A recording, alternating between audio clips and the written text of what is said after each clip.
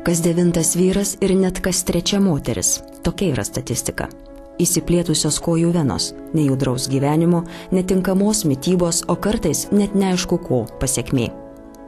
Štai kuo gali baigtis atrodytų eilinis organizmo kaprizas, kiek išryškėjusios venos.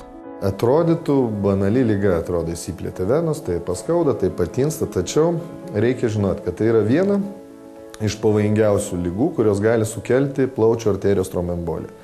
Tai reiškia, kad jeigu venų vožtuvai pradeda nebefunkcionuoti, jos įsiplečia, jose stovi kraujas, jis nebecirkuliuoja, jis stovi. Kada kraujas stovi, bet kuriuo momentu gali susidaryti krešuliai, tai reikia sukrešėti ir susidaryti vadinamieji trombai.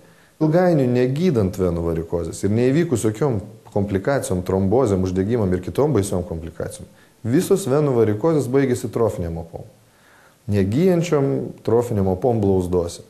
Todėl, kad ilgainiui, kada kraujo tekėjimas sutrinka apatinėse kūno dalyse, kojose, kadangi mes stovim, oda pradeda keisti spalvą, jinai pradeda minkštėti, pasidaro tokia kaip popierius, plyšta ir atsiranda negyjančios trofinės opos. Labai daug žmonių Lietuvoje, apie 10 000 pacientų yra su negyjančiom trofinėm opom. Turintiems antsvorio rizika susirgti venų varikoze išauga net 30 kartų.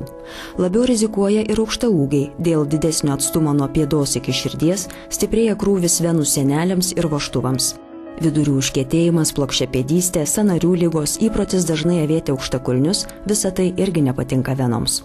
Dažniausiai liga prasideda labai paprastais ir lengvais simptomais. Nuovargis, kojų nuovargis, nedidelis tinimas, niežėjimas, skausmai tuose. Aišku, jeigu mazgai didėja akivaizdžiai, tai gali nebūti jokio simptomo, tik didėjimas jau sukelia įtarimą, kad kraujas stovi ir necirkuliuoja. Tačiau dažniausiai visą laiką surištas su skausmu, nedideliu tinimu, su maudimu, ypač tokiais nuovargių kojų vakarais, mėšlungių traukimų naktim. Tai jau yra pirmieji požymiai, kad veninė kraujotaka kojos yra tikrai sutrikusi. Tuo atveju reikėtų kreiptis į gydytoją.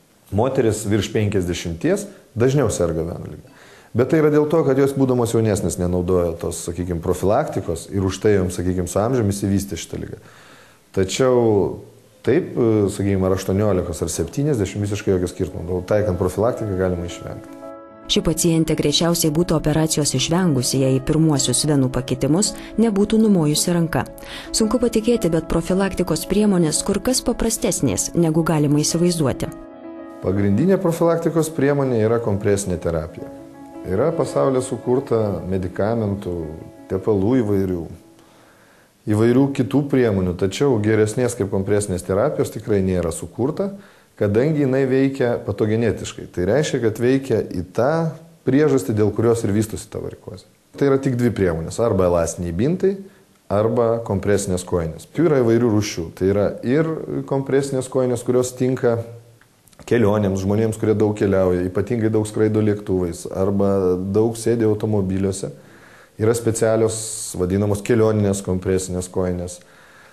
Žmonėms dirbantiems sėdimą arba stovimą darbą, taip pat yra atskira rūšis, sakykime, kompresinių kojinių, jos truputį stipresnės yra, kadangi krūvis veniniai sistemai dar didesnis.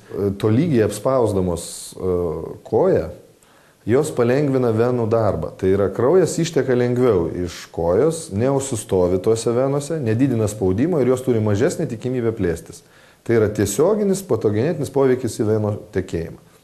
Kuo didesnė stazė veninė, kuo didesnė, sakykime, ta problema, tuo didesnis yra venų suspaudimo laipsnis kojinės.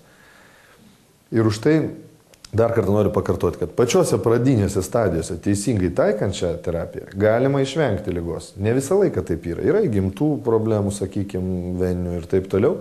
Tačiau tais atvejais, kai žmonėmis vysto venų varikozę dėl stovimo darbo, dėl sunkaus krūvio, dėl ilgo sėdimo krūvio, sakykime, nėštumo metu yra visiškai atskiras sritis.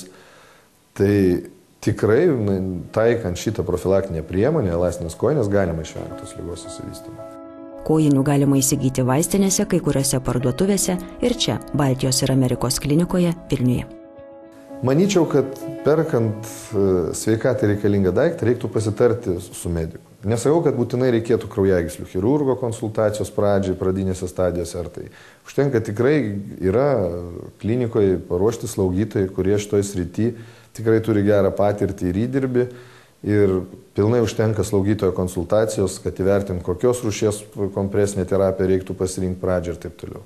Kilus įtarimam dėl jau progresuojančios lygos, tada taip jau reikalinga kraujagyslių chirurgo konsultacija ir jau spręsti apie gydymo taktiką.